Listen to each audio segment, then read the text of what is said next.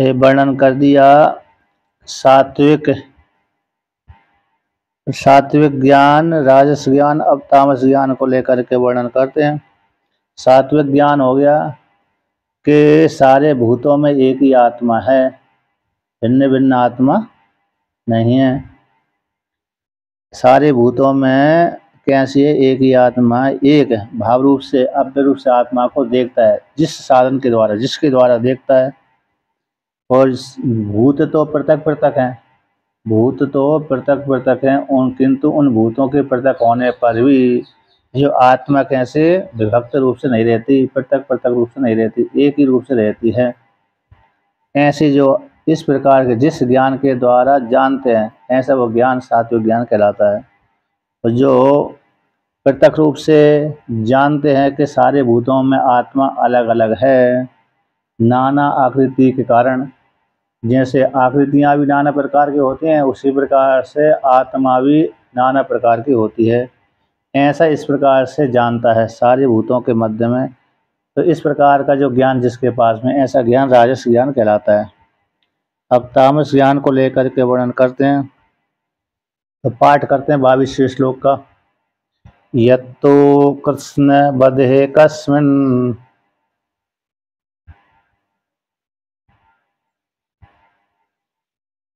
कार्ये शक्तिमहेतुकम्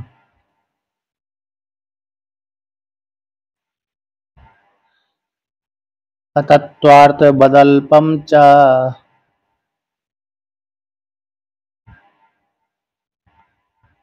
तत्तामसमुदाहृतम्।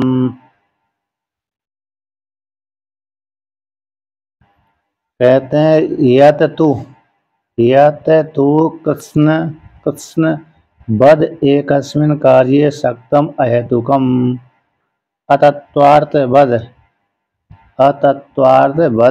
अल्पम च तत्तामसम उदाहृतम। यत ज्ञान, ऐसा जो ज्ञान है, यत शब्द से ज्ञान ले लिए, ऐसा जो जानता है, यानी कृष्ण बद एक अस्मिन कार्य, संपूर्ण, कृष्ण बोलते संपूर्ण, तो संपूर्ण के समान, संपूर्ण के समान जैसे हमारा पूरा शरीर है, संपूर्ण शरीर है, उस सारे शरीर में आसक्ति रहती है व्यक्ति की। तो एक जो शरीर है, उसी शरीर में ही आसक्ति रहने वाला व्यक्ति, आसक्ति रखने वाला व्यक्ति का इस शरीर वाली आत्मा है, इस प्रकार से जानता है। एक एकस्मिन कार्य देह में, या तो बाहर भीतर भी, प्रतिमा आदि में। कहाँ पर? जैसे शरीर के भीतर आत्मा एक ही है, अन्य शरीर के भीतर आत्मा वो दूसरी अलग है, अन्य शरीर के भीतर आत्मा वो भी तीसरी जो दिख रहा है, पिंड दिख रहा है, उसके भीतर भी आत्मा अलग ही है। इस मूर्ति में भी कहते हैं, जो मंदिर आदि में मूर्ति है, यहाँ के भगवान अलग हैं, वहाँ के भगवान अलग है, वहाँ के भगवान अलग हैं। तो इस प्रकार से एक ही कार्य में, एक ही शरीर में आसक्ति रहने वाला, रखने वाला ईश्वर कहते हैं। ऐसे व्यक्ति, इतना ज्ञान रखने वाला, इससे बढ़कर के और कोई दूसरा नहीं है। अथवा ईश्वर भी है तो इसी ईश्वर को भी मानते हैं, यद्यपि ईश्वर नहीं मानते, तो किंतु कहते ईश्वर आदि नहीं है। सामान्य जो है, देवी देवता आदि को भी नहीं मानते, सामान्य रूप से जानते, जो सामने दिख रहा है वही सत्य है।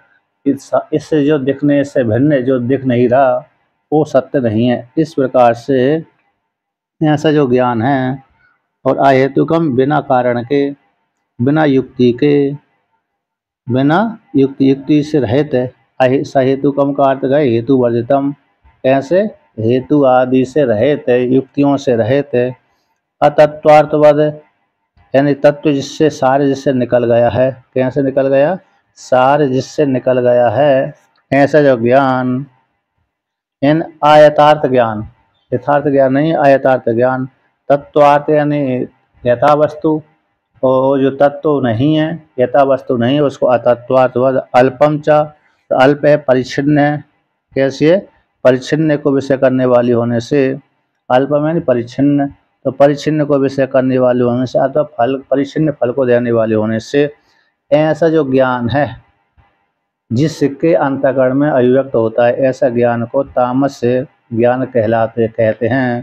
तामसम उदाहृतम, यानी संपूर्ण शरीर में एकस्मिन कार्य में शरीर आदि में अथवा मूर्ति आदि में ही आसक्ति रखने वाला व्यक्ति बिना कारण के हेतु से रहित और अतत्वार्थ को जानने वाला, यदि यथार्थ वस्तु को नहीं जानने वाला, और अल्प को विषय करने वाला, तो अल्प फल वाले को विषय करने वाला, ऐसा जो ज्ञान है, ऐसा ज्ञान जिसके मन में बैठा हुआ है, अंतःकरण में बैठा हुआ है, इस ज्ञान को तामस ज्ञान कहते हैं।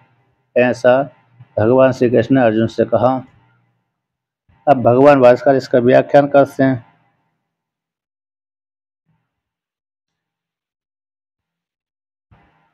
यहाँ पर एक देह आदि में कृष्ण परिपूर्ण के समान एतावान इतना ही ईश्वर है,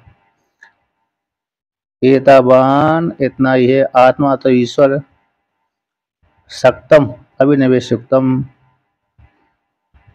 अच्छा, यहाँ पर कहे तो निरूप पत्तिकम अतत्वात्म परमार्थ आलम्बनम शून्यम तुल्यम, यानी तुच्छ विषयत्वम अतः तुल्य फल को विषय करने वाला, ऐसा जो ज्ञान है तामस ज्ञान कहलाता है।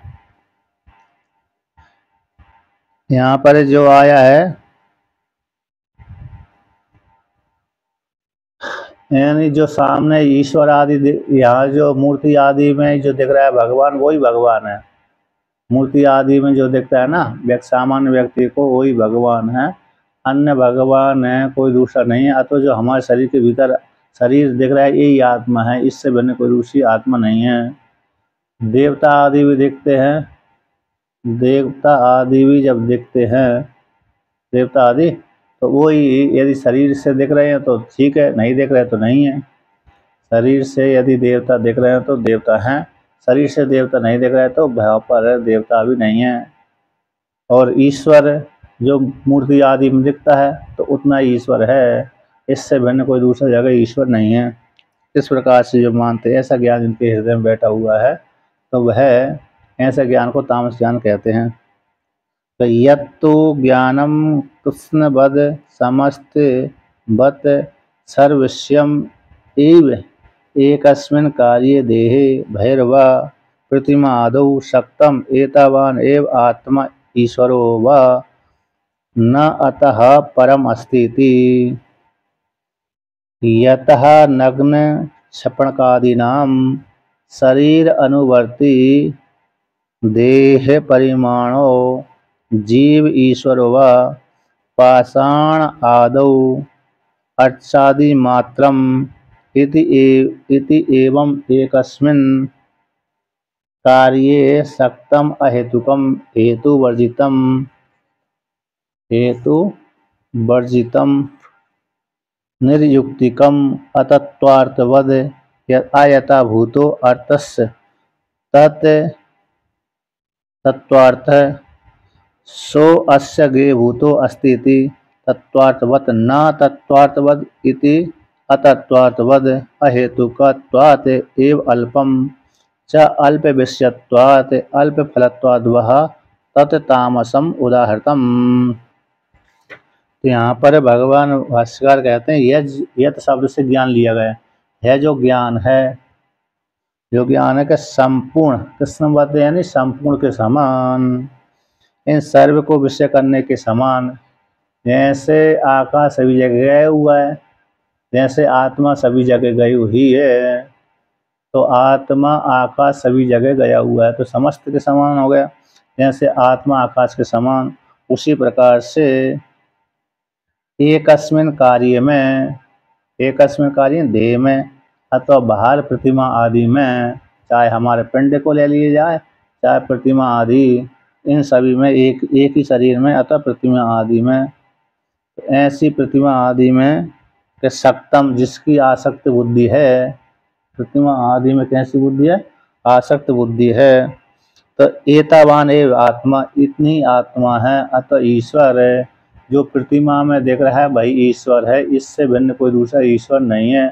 अतः ईश्वर को मान लिया जाए कि कोई लोक विशेष में बैठा हुआ है, ऐसा भी ईश्वर को मान सकते हैं।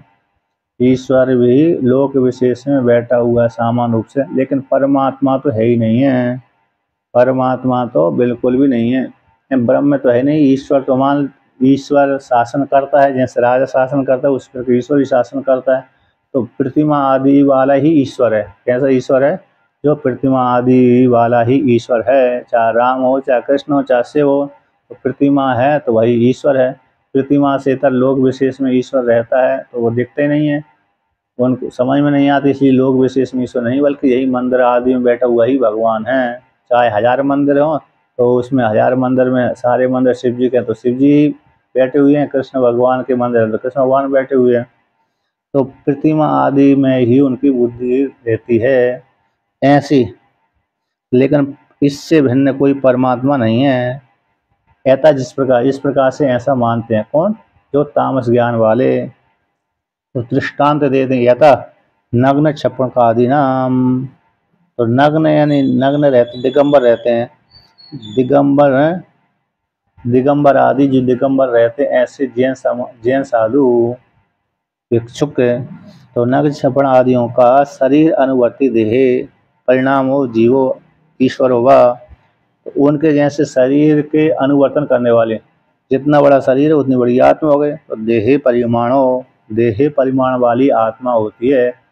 तो जीव अथवा ईश्वर, जीव है अथवा ईश्वर देह को परिमाण को विषय करने वाली है। अतः जितनी बड़ी देह है उतनी बड़ी आत्मा, जितनी छोटी शरीर है उतनी छोटी आत्मा कहलाएगी। जीव अथवा ईश्वर, जीव हो अथवा ईश्वर हो, देह के परिमाण वाली है। जितना परिमाण देह का है उतनी बड़ी आत्मा। तो ऐसी जो इस प्रकार से जो मानने वाले हैं कौन? जैन आदि मानने वाले हैं। कहते हैं पाषाण आदि अर्चादि मात्रम, उसी के समान पाषाण आदि में ही पूजा करने वाले, पाषाण आदि में ही क्या करते हैं? वो पूजा करते हैं। कौन? सामान्य स्त्री पुरुष। सामान्य जो स्त्री पुरुष है, तामस ज्ञान वाले हैं, वो पाषाण आदि में ही पूजा करते हैं कि यही भगवान है। ऐसे मंदिर में गए तो मंदिर में जल चढ़ा दिया आदि, तो भगवान की मूर्ति को प्रणाम किया, जल चढ़ा दिया।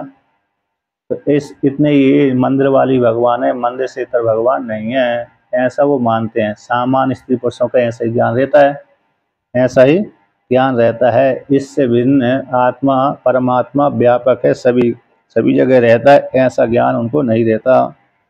तो पाषाण आदि में ही अर्चा करने वाले, तो अर्चादि मात्रम, तो अर्चा यानी पूजा पाठ हो गई।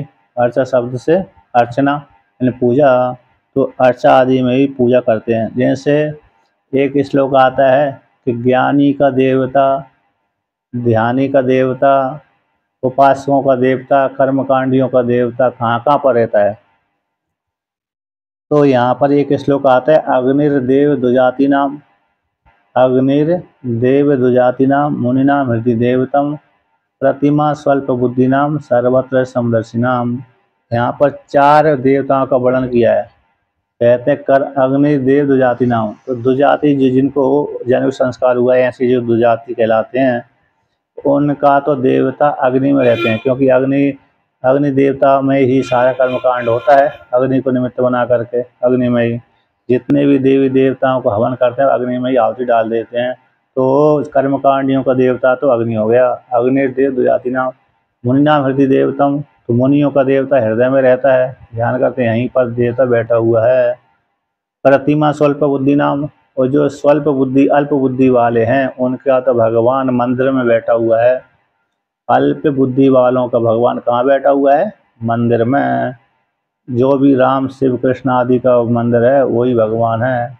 और सर्वत्र समदर्शी नाम, कहते वेदांतियों का जो सर्वत्र सब में दृष्टि रखने वालों का आत्मा परमात्मा ईश्वर कहाँ बैठा रहता है?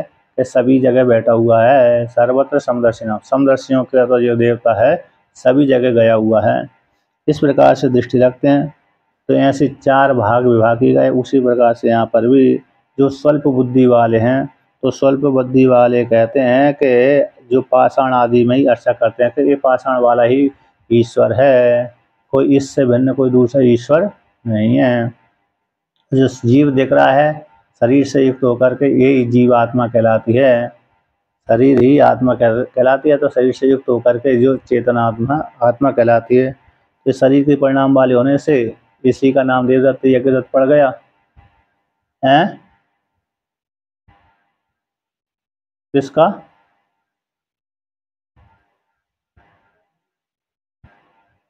पाषाण यानी पत्थर, पाषाण यानी पत्थर। दारू नहीं है, दारू नहीं है वो शब्द है। पाषाण आदौ अर्चा आदि, अर्चा आदि मात्र। पाषाण आदौ, पाषाण आदि में, प्रतिमा आदि में, सप्तमी का एक वचन है वो। तो पाषाण आदि में, प्रतिमा आदि में, लकड़ी की प्रतिमा मान लीजिए, पत्थर की प्रतिमा, मृतिका की प्रतिमा, सोना चांदी आदि की प्रतिमा। तो प्रतिमा में अर्चादि मात्रम, तो अर्चादि, अर्चा, अर्चा शब्द का अर्थ हो गया पूजा। तो प्रतिमा आदि में ही भगवान की पूजा करते हैं कि यही भगवान है। जैसे पंचदशी में भगवान का वर्णन किया गया। कोई वेदांतियों का तो भगवान सभी जगह है, और दूसरे ध्यान करने वालों का, मुनियों का, भगवान हृदय में बैठा रहता है। और अन्य अन्य ध्यान जो कल अल्प बुद्धि वालों का देवता मंदिर में बैठा रहता है।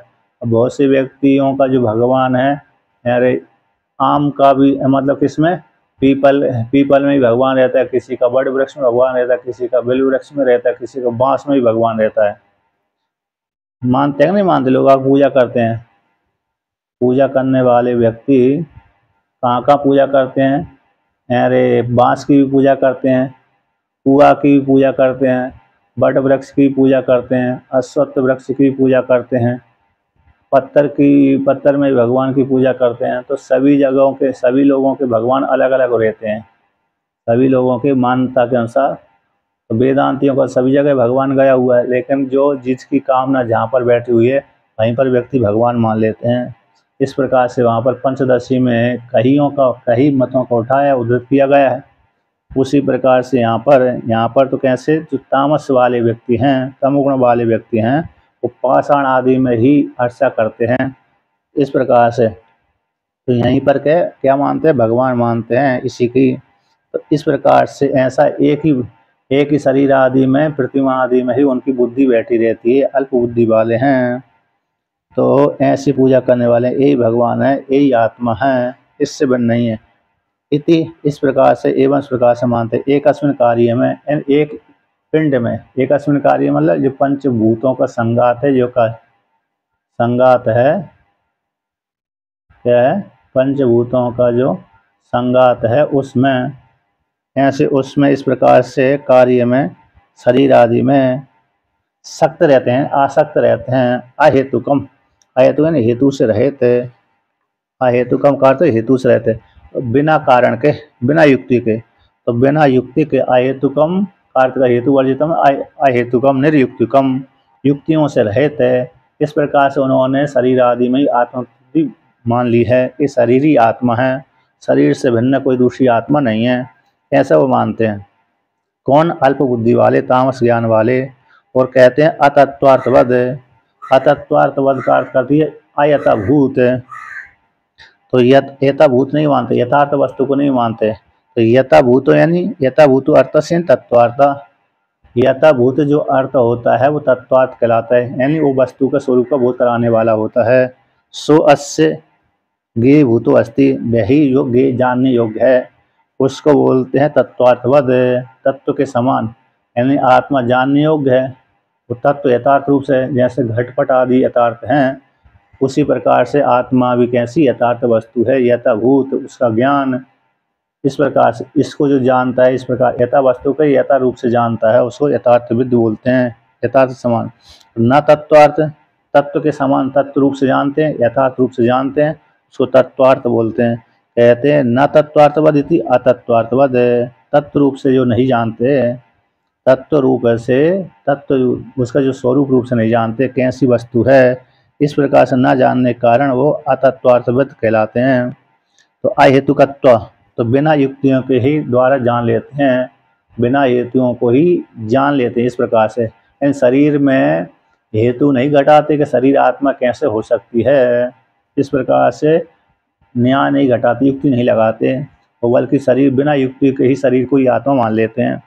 ऐसे जो कौन होते हैं, अल्प बुद्धि वाले, तामस ज्ञान वाले, कहते हैं अल्पम च, अल्प विषयत्वात्, अल्प को विषय करने वाले होने से, परिच्छिन्न विषय बुद्धि वाले होने से, और अथवा कहते हैं अल्प फलत्वाद् वा, अल्प फल को विषय करने वाला ज्ञान उनका होने से, तत् तामसम उदारतम, ऐसे ज्ञान को तामस ज्ञान कहते हैं। ऐसे ज्ञान को कहते हैं तामस ज्ञान। स्वरूप से अथवा विषय रूप से आवासत्वम फलत्व वा, स्वरूप रूप से अथवा विषय रूप से आवासत्व में, जो जैसी वस्तु दिखती है वो वैसी नहीं होती। जब कारण का विचार करते हैं, कारण का विचार करने पर तो जो कार्य है वो कारण से भिन्न नहीं होता। जैसे हम कारण का विचार करेंगे तो कारण का विचार करने पर जितने भी पंच महाभूत हैं वो कैसे एक दूसरे में लीन होकर के अव्यक्त ईश्वर में जाकर के लीन हो जाते हैं, और अव्यक्त ईश्वर में जाकर के वो कल्पित रहते हैं। इस प्रकार से तो आत्मा को क्या, शरीर को क्या कर लेते हैं, आत्मा रूप से जान लेते हैं, तो यथार्थ रूप से आत्मा को नहीं जाना। तो तामसा नाम ही प्राणी नाम अविवेकी नाम ईदृशम ज्ञानम दृश्यते, जो तामस से प्राणी हैं, वो अविवेकी प्राणी हैं, उनमें इस प्रकार से ज्ञान देखा जाता है। तामसा नाम ही प्राणी नाम, जो तमगुण से प्रधान, तमगुण प्रधान वाले जो प्राणी हैं, ऐसे अज्ञानी व्यक्तियों में इस प्रकार का ज्ञान उनके हृदय में देखा जाता है। ऐसा वो मानते हैं, अज्ञानी व्यक्ति इस प्रकार से मानते हैं कि हमारा भगवान तो इतना ही है और हमारा शरीर ही आत्मा है, इससे भिन्न कोई दूसरी आत्मा नहीं है। इस प्रकार से भगवान ने कहा। अब आगे वर्णन करते हैं, कर्म को लेकर के वर्णन करते हैं कि कर्म 3 प्रकार का होता है, सात्विक, राजस, तामस है। अब कर्म को लेकर के वर्णन करते हैं, तो आते कर्मणस्य त्रैविध्यम उच्यते। अब ज्ञान कथन करने के अनंतर, अत शब्द का अर्थ हो गया अनंतर, तो ज्ञान शब्द का, ज्ञान का 3 प्रकार से भेद कथन करने के अनंतर अब कर्म के त्रैविध्यम उच्यते, 3 प्रकार का भेद का वर्णन करते हैं। कर्म भी 3 प्रकार के होते हैं, सात्विक कर्म, राजस कर्म, तामस कर्म। उसको लेकर के पहले 23वें श्लोक का पाठ करते हैं। नियतम संगरहितम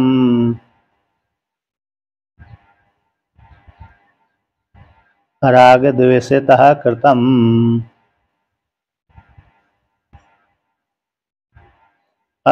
अफल प्रेप्सुना कर्म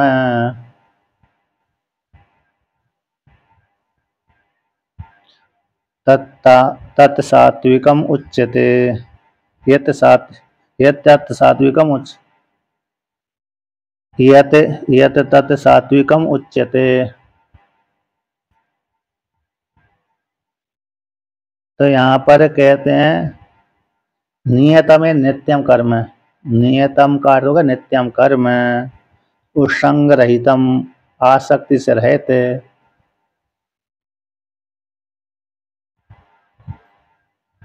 तो कहते हैं नियतम नित्य कर्म हो गए, और संग रहितम का तो आसक्ति से रहित, और अराग द्वेष, राग द्वेष से रहित। ऐसे जो कर्म किए जाते हैं, कृतम किए जाते हैं। और कहते हैं अफल प्रेप्सुना, फल की इच्छा नहीं है, फल की इच्छा नहीं है। ऐसे जो कर्म हैं, ऐसे कर्मों को कहते हैं तत्कर्म, यत कर्म, जो कर्म है तत् उस कर्म को सात्विकम उच्यते। नित्य कर्म है, कर्तव्य बुद्धि से करते हैं, शास्त्र की आज्ञा को लेकर में कर्म करते हैं, लेकिन आसक्ति से रहित होकर के, राग द्वेष से रहित होकर के। राग हो गया स्वर्ग संबंधी राग हो जाता है, और शत्रु से झगड़ा हो जाता है तो द्वेष के लिए कर्म करते हैं।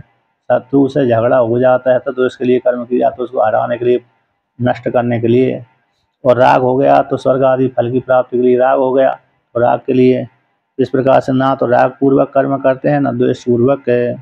जैसे विश्वकर्मा है ना, प्रजापति जो विश्वकर्मा ने अपने इंद्र देवता से बदला लेने के लिए यज्ञ किया था, जिससे वृत्रासुर पैदा हो गए, विश्व रूप को मार दिया ना, इंद्र देवता ने विश्व रूप को मार दिया था। तो बदला लेने के लिए विश्वकर्मा ने क्या कर दिया, यज्ञ किया, जिससे वृत्रासुर पैदा हुआ, तो द्वेषपूर्वक किया था वहाँ पर। इसलिए यहाँ पर कहते हैं जो विद्वान होता है, जो कर्म है, विद्वान वाला, जो विद्वान व्यक्ति जिस प्रकार से कर्म करता है, नित्य कर्म करता है, कर्तव्य बुद्धि से, संग यानी आसक्ति से रहित होकर के, और राग द्वेष से रहित होकर के, और फल की इच्छा से रहित होकर के जो कर्म किया जाता है, ऐसे कर्म को सात्विक कर्म कहते हैं। भगवान भास्कर कहते हैं कि नियतम नित्यम संगरहितम आसक्ति वर्जितम अराग द्वेषतः कृतम राग प्रयुक्तेन द्वेष प्रयुक्तेन च कृतम राग द्वेषतः कृतम तद विपरीतम तम अराग द्वेषतः कृतम अफल प्रेक्षुणः फलम फलम प्रेप्स्यति इति फल प्रेप्सु फल तृष्णास्य तद विपरीतेन अफल प्रेक्षुणः कर्तृ कृतम कर्म यत् तत् सात्विकम उच्यते।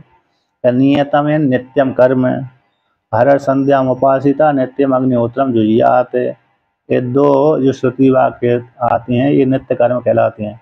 प्रतिदिन संध्या बंदन नित्य कर्म हो गया और अग्निहोत्र आदि जो कर्म है वो भी नित्य कर्म हो गया। तो ऐसे जो नित्य कर्म है उन नित्य कर्मों में संग से रहित होकर के यानी आसक्ति से रहित होकर के, और राग से प्रयुक्त होकर के व्यक्ति कर्म करता है और द्वेष से प्रयुक्त होकर के व्यक्ति कर्म करता है, उसको बोलते हैं राग द्वेष कृतः। किंतु कहते हैं तद विपरीतम, जो राग द्वेष से रहित होकर के कर्म करता है, ऐसे जो कहते हैं। और कहते हैं अफल प्रेक्षुणा, फल की इच्छा से रहित होकर कर्म करते हैं। कर्म तो कर रहे हैं लेकिन फल की कोई चाहना नहीं है, इस प्रकार से। तो यहाँ पर कहते हैं फल प्रेप्स्यति इति फल प्रेप्सु, जो फल को चाहता है, फल को चाहने वाला व्यक्ति कर्म करता है तो फल प्रेप्सु कहलाता है उसको, यानी फल की तृष्णा उसकी मन में बैठी रहती है। कहता है तद विपरीतम, जिसके मन में फल की कोई कामना नहीं बैठी उसको बोलते हैं अफल प्रेप्सुना, अफल प्रेप्सु। तृतीया का एक वचन होगा अफल प्रेप्सु के द्वारा, फल की चाहना से रहित होने वाले व्यक्ति के द्वारा, ऐसे कर्ता के द्वारा कृतम कर्म, जो कर्म किए जाते हैं ऐसे कर्म सात्विक कर्म कहलाते हैं। इस प्रकार से वर्णन कर दिया। अब राजस ज्ञान कहते हैं, राजस कर्म कहते हैं। तो 24वां श्लोक का पाठ करते हैं। यत्तु कामेप्सुनः कर्म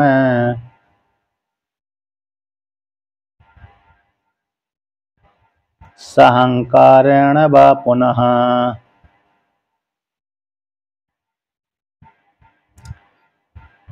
क्रियते बहुलायासम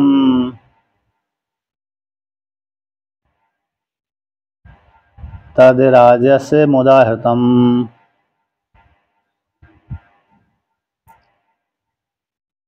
कहते हैं यत कर्म, जो कर्म है फल की चाहना वाले व्यक्ति के द्वारा, काम एप्सुना, कामना की इच्छा करने वाला व्यक्ति के द्वारा, काम को चाहता है यानी इच्छा है, मन में कामना है, कामना को चाहने वाले व्यक्ति के द्वारा, तो कैसे सहंकारण व पुनः, अहंकार से युक्त होकर के कर्म करता है।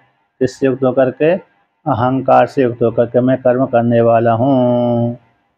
तो ये पुनः कर्तापन के, अहंकार यानी कर्तापन हो गया, तो कर्तापन से युक्त होकर के, अहंकार से युक्त होकर के, मन में जो अहंकार बैठा हुआ है, मैं करने वाला हूँ, कर्ता, अहंकार से युक्त होकर के। पुनः शब्द पाद पूरण के लिए आया है, पुनः जो शब्द है वो पाद की पूर्ति के लिए है।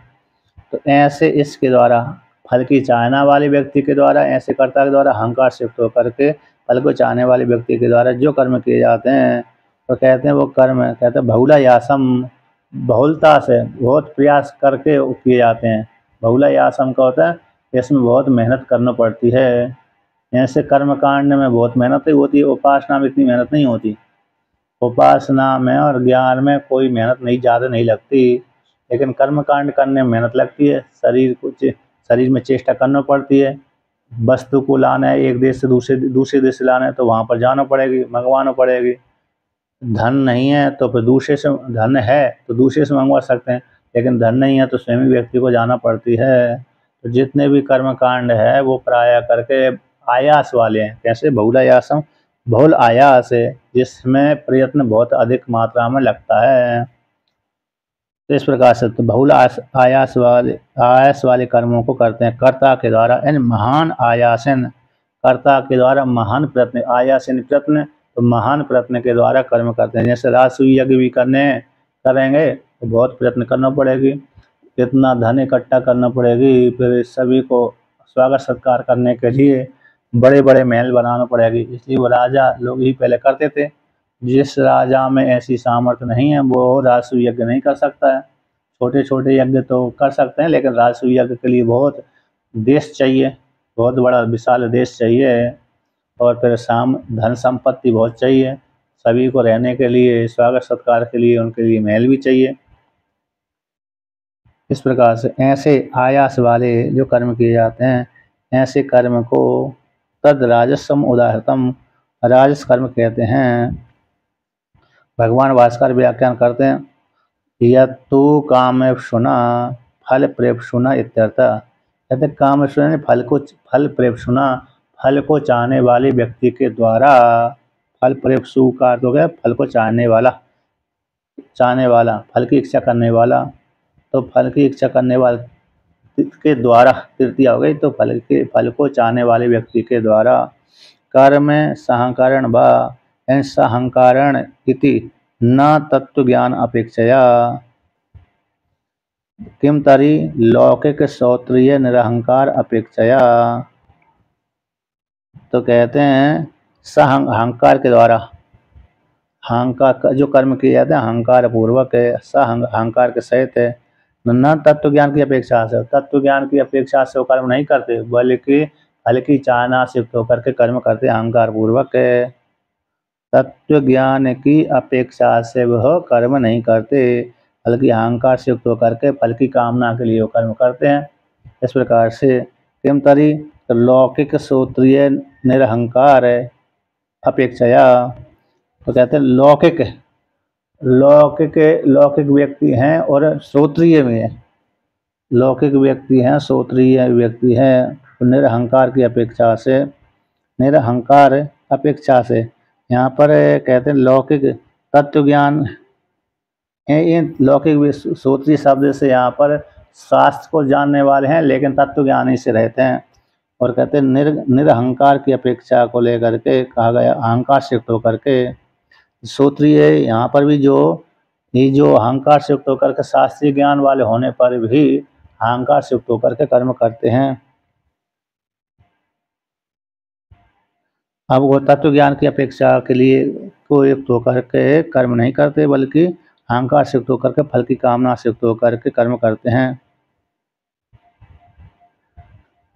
तत्व ज्ञान वालों के द्वारा निरहंकार सांकर तत्व ज्ञान क्रिएट करना। यहाँ पर कहते हैं तत्व ज्ञान वालों के द्वारा निरहंकार रूप से अथवा अहंकार के सहित रूप से तत्व के द्वारा क्रियते कर्म, ऐसी विवक्षा को वर्णन करते हैं। सहंकार पूर्वक तत्व ज्ञान वाले के द्वारा जो निरहंकार रूप से और सहंकार के सहित, अहंकार के सहित तत्व के द्वारा कर्तव्य बुद्धि से तो कर्म क्रियते जो कर्म थी, ऐसी जो विवक्षा आ रही है अज्ञानी में भी, उसको यहाँ पर वर्णन करते हैं। ऐसे तत्व को जानने वाले व्यक्ति भी कर्म करते हैं, लेकिन वो कर्तव्य बुद्धि से करते हैं। कैसे करते हैं? कर्तव्य बुद्धि से करते हैं, फल की कामना से रहित होकर करते हैं। तो इस प्रकार से उसमें वर्णन करने के लिए यहाँ पर कहते हैं कर्म फल की इच्छा से युक्त होकर के और कामना से युक्त होकर के, अहंकार से युक्त होकर के करते हैं। ऐसे जो कर्म हैं वो कर्म को राजस कर्म कहते हैं। लौकिक श्रोत्रिय है, तो कहते हैं अहंकार की अपेक्षा, लौकिक श्रोत्रिय को लेकर के निरहंकार की अपेक्षा से कह दिया अहंकार, यानी अहंकार से युक्त होकर के। श्रोत्रिय व्यक्ति प्राय करके निरहंकार हो जाता है, लेकिन ये सामान्य श्रोत्रिय हैं, लौकिक श्रोत्रिय हैं, ब्रह्म ज्ञानी नहीं है। इसलिए यहाँ पर कहते हैं तत्व ज्ञान की अपेक्षा को लेकर नहीं कहा गया, बल्कि अहंकार से युक्त होकर के लौकिक श्रोत्रिय व्यक्ति का करते हैं, कर्म कांड करते हैं। तो यो ही, अब आगे कहते हैं यो ही परमार्थ निरंकार आत्मवित न तस्य कामेप्सुत्व बहुलयायास कर्तृत्व प्राप्तिर अस्ति। यानी क्योंकि जो पारमार्थ रूप से निरंकार है, पारमार्थिक रूप से जो निरहंकार है, वह ऐसा जो आत्मवेत्ता, तो आत्मवित है, न तस्य काम सुना, ऐसे व्यक्ति वो काम को इच्छा को चाहने वाला नहीं होता, और बहुल आयास वाले कर्म की प्राप्ति उसमें नहीं होती।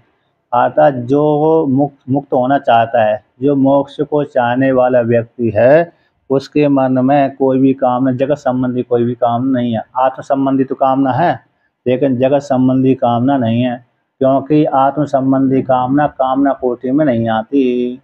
आत्म संबंधी जो कामना है, कामना कोटि में नहीं आती।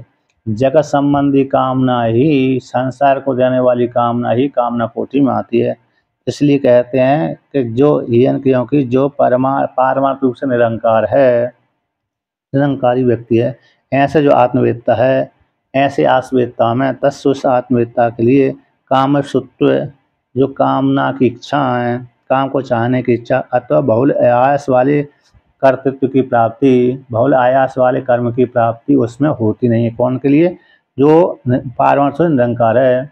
अर्थात जैसे सात्विक जो व्यक्ति होते हैं, सात्विक व्यक्ति होते हैं, वो बड़े कठिन वाले कर्म नहीं करते, ज़्यादा मेहनत वाले कर्म नहीं करते, साधारण कर्म करते हैं, निस्वार्थ कर्म करते हैं। लौकिक में देखा जाता है जैसे जिसकी कामना बड़ी है, कामना बड़ी होती है, जो तामस वाले व्यक्ति होते हैं वो कठिन कठिन व्रत करते हैं। ऐसे राक्षस आदि को देखा होगा, राक्षस आदि पुराण के माध्यम से सुना है।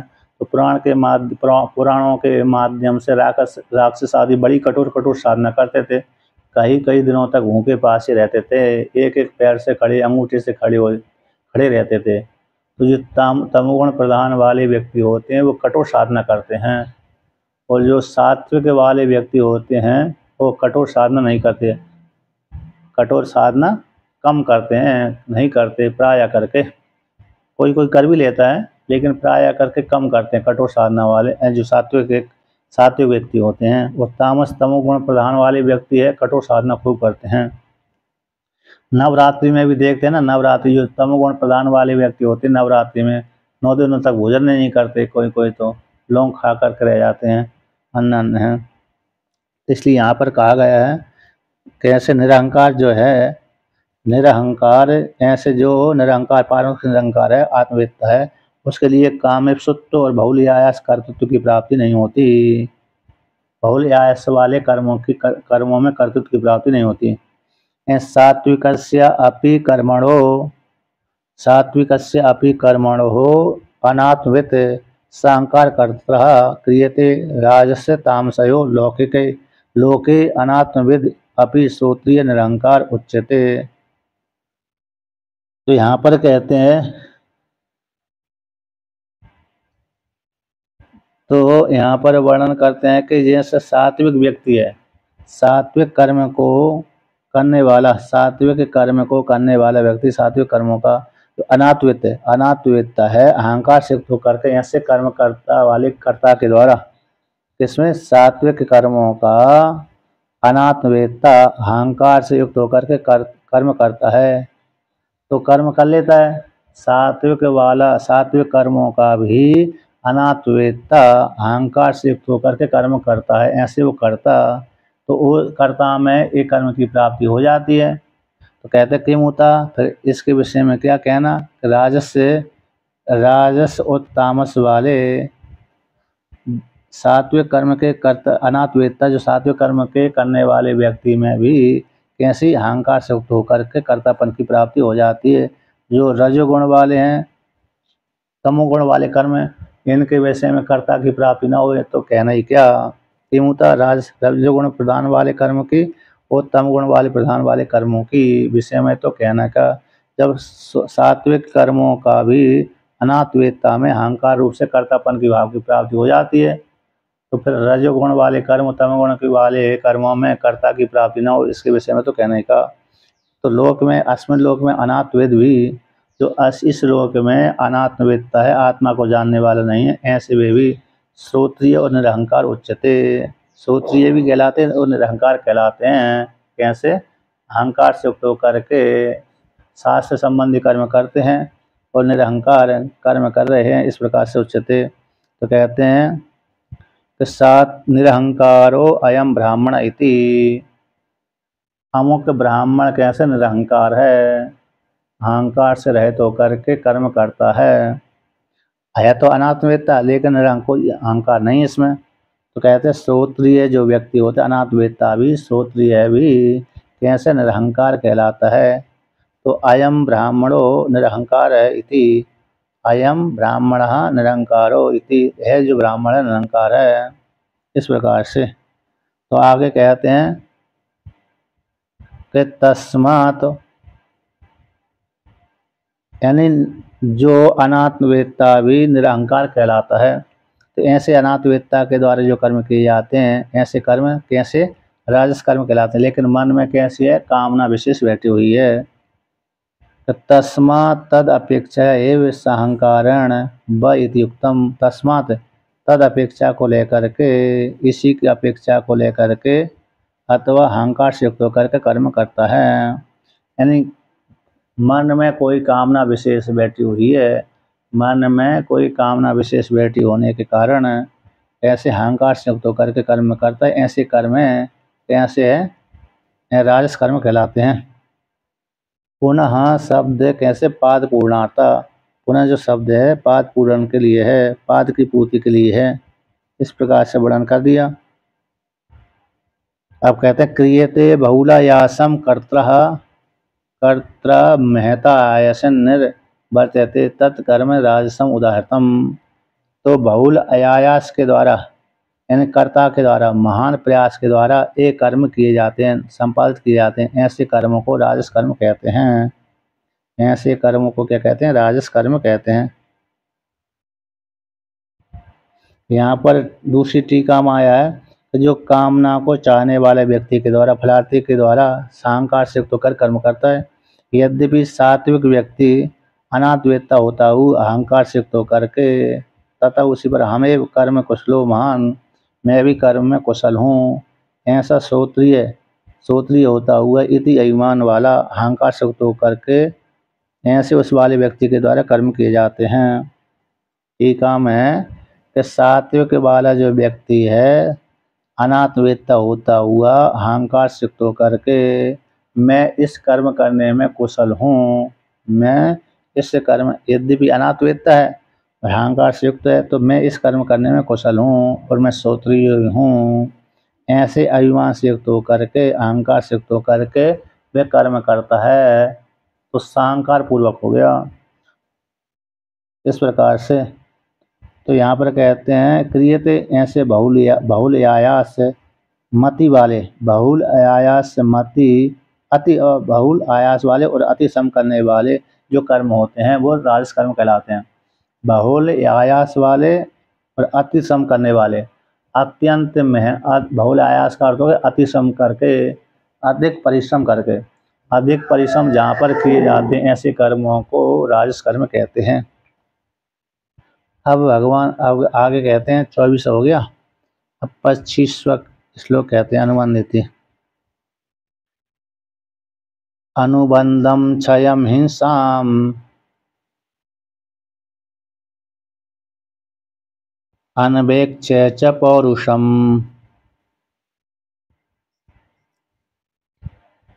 मोहादारभ्यते कर्म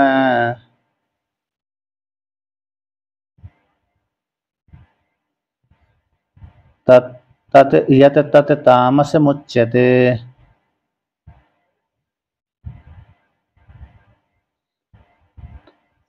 तो कहते हैं अनुबंधम क्षयम, अनुबंधम अनु पश्चात भविष्यत काल में बंधन को देने वाले, भविष्यत काल में भावी बंधन वाले हेतु है, पश्चात बाद में अंत में ये बंधन के हेतु बनते हैं, ऐसे वो कर्मों को करता है। ऐसे जो कर्म है भविष्यत काल में बंधन को देने वाले हैं, पश्चात अनुमान पश्चात पीछे बाद में अंतिम में बंधन के हेतु बनते हैं। वो क्षयम क्षय वाले होते हैं, अल्प फल वाले होते हैं। क्षयम का था क्षय वाले होते हैं, कर्म के क्षय हो जाने पर अथवा शक्ति का क्षय, अर्थों का क्षय, शक्ति का क्षय और अथवा अर्थ का क्षय वाले कर्म किए जाते हैं।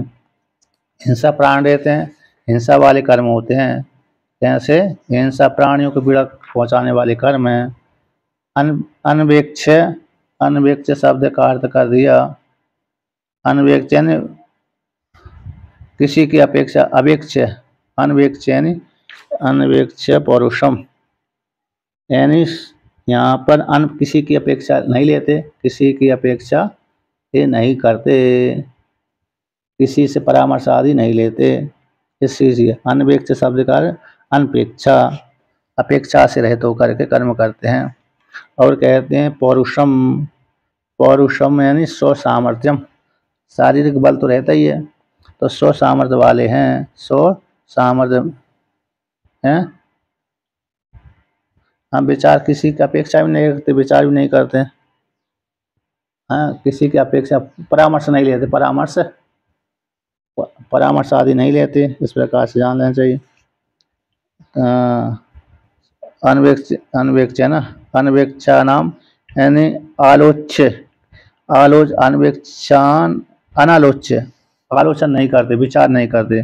यहाँ पर टीका में अनवेक्ष अनालोच्य, केवल मोहाद अविवेकता, केवल मोह से अज्ञान पूर्वक जो कर्म करते हैं, इस प्रकार से यानी आलोचन नहीं करते ऐसे। और पौरुषम शब्द का अर्थ हो गया स्व सामर्थ्यम, तो अपने शारीरिक बल तो रहते हैं व्यक्ति में, अपनी सामर्थ्य से युक्त होकर कर्म करते हैं। स्व की सामर्थ्य है, शारीरिक बल तो रहता ही है। तो कहते मोहाद आरभते, और मोह से कर्म करते हैं, मोह से कर्म आरभते, मोह से कर्म करते हैं। ये जो कर्म है तत् तामसम उच्यते, ऐसे कर्मों को तामस कहते हैं।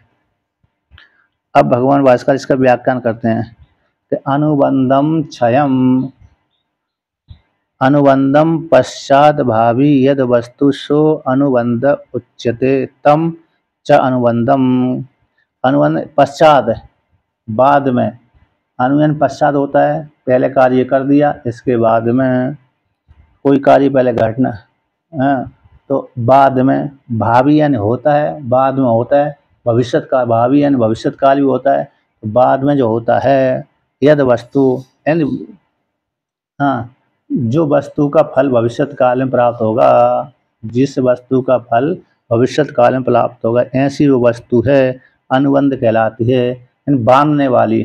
भविष्य काल में जो वस्तु बंधन का हेतु बनती है उसको अनुबंध कहते हैं। ऐसी अनुबंध वाले कर्म करते हैं जिससे कर्म में बंधन की प्राप्ति होती है, संसार की ही प्राप्ति होती है, और जो अंतिम में बंधन की हेतु बनती है, अंतिम में बंधन की हेतु बनती है। ऐसी अनुबंध वाले कर्म है जिन कर्मों के माध्यम से बंधन की प्राप्ति होती है। क्षयम यस्मिन् कर्मणि क्रियमाणे शक्ति क्षयो अर्थ क्षयो व स्यात् तम क्षयम,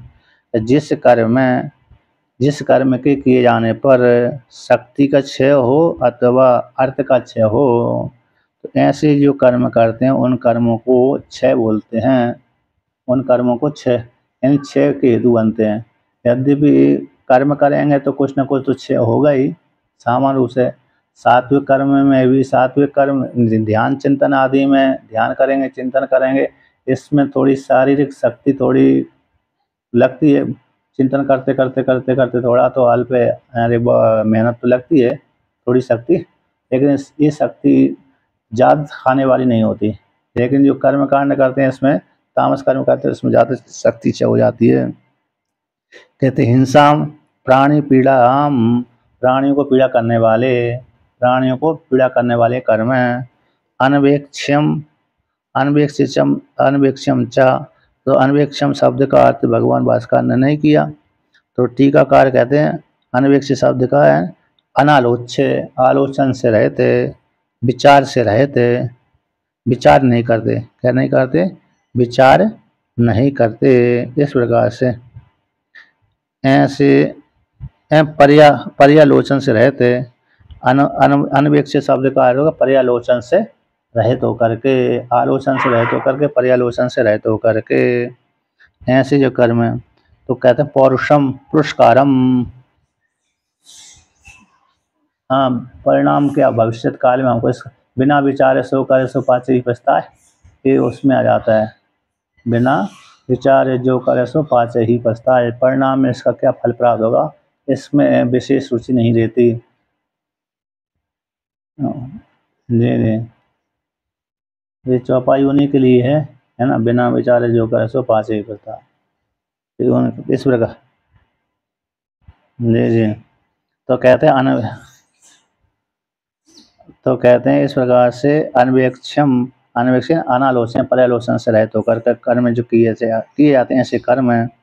पौरुषम जैसे पुरस्कारम, पौरुषम यानी पुरस्कारम, यानी पुरस्कारम पुरुषार्थ के द्वारा किए जाते हैं, स्व सामर्थ्य के द्वारा करने में समर्थ हो जाता है।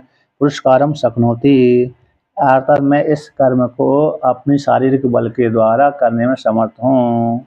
इदम कर्म समापायितुम, यह जो कर्म है अपनी सामर्थ्य के अनुसार मैं संपादन करने के पूरा करने में समर्थ हूँ, ये कार्य करने में कुशल हूँ, मैं इस कार्य को पूरा कर दूंगा। आप निश्चिंत रहिए, आप निश्चिंत रहिए, आपने जो मेरे को दायित्व सौंपा है उस दायित्व को मैं पूरा करूंगा। ऐसे सारे जगह यही तो होता है, जैसे घर में कहिए, चाहे नौकरी आदि में कहिए, चाहे नेता आदि के बीच में कहिए, है कि नहीं। घर से लेकर बाहर तक सभी जगह जब कोई ड्यूटी संभाल लेते हैं तो ड्यूटी में कहा एक मैं कार्य करने में समर्थ हूँ, इस प्रकार से। तो जिससे कहते हैं पुरुषकारम कर दोगे, मैं इस कार्य करने में समर्थ हूँ, यह जो कर्म है इस कर्म को समाप्त करने में समर्थ हूँ, संपादित करने में समर्थ हूँ। इति एवं आत्म सामर्थ्यम अर्थात मैं इस कार्य करने में कुशल हूँ, आप निश्चिंत रहिए, इस प्रकार से वो मानते हैं, ऐसे जो कर्म करते हैं। इति ही एतानि अनुबंधानि अनवेक्ष्य पुरुषांतानि मोहाद अविवेकता आरभ्यते कर्म यत्तत् तामसम तमो निर्वृत्तम उच्यते। तो कहाँ से अनुबंध से लेकर के अनवेक्ष्य पर्यंत तक है, अनवेक्ष्य पुरुषांतानि तक है। अनुबंध हो गया 6 हो गया, अनुबंध 1, 6 दूसरा, हिंसा तीसरा, है ना, और पौरुष 5, 1 2 3 4 आलोचन से रहित होकर के कर्म करते हैं। पौरुषम अनवेक्ष भी ले लीजिए, अनुबंध 6, हिंसा, अनवेक्ष और पौरुष है, तो ये 1 2 3 4 5 है, तो फिर ये अज्ञानता आ गई। इस प्रकार से अनुबंध 1 6 दूसरा हो गए, हिंसा तीसरा हो गई, अनवेक्ष में त्वा है ना, त्वा को लेप हो जाता है बिना विचार करके, तो 4 ही आ रहे हैं, क्या आ रहे हैं, 4 ही, अनुबंध 6 हिंसा और पौरुषम, ये 4 आ रहे हैं। इन चारों से युक्त होकर के इन 4 इस प्रकार के जो कर्म है मोहाद आरभ्यते, मोह से युक्त होकर के कर्म करते हैं, मोह से युक्त होकर के कर्म करते हैं, यानी मोहता यानी अविवेकता, अज्ञान को लेकर कर्म आरंभ करते हैं। यदि जो कर्म ऐसे आरंभ किए जाते हैं अज्ञानता को लेकर के, उन कर्मों को तामस कर्म कहलाते हैं, वो कर्म तामस कर्म कहलाते हैं। इस प्रकार से वर्णन कर दिया। अब आगे कहते हैं कर्म हो गया, अब कर्ता को लेकर कहते हैं, कर 3 प्रकार कर्ता होते हैं ना, सात्विक राजस तामस है, उसको लेकर के यहाँ पर वर्णन करते हैं। अच्छा हो गया, ठीक है, ठीक ठीक ठीक।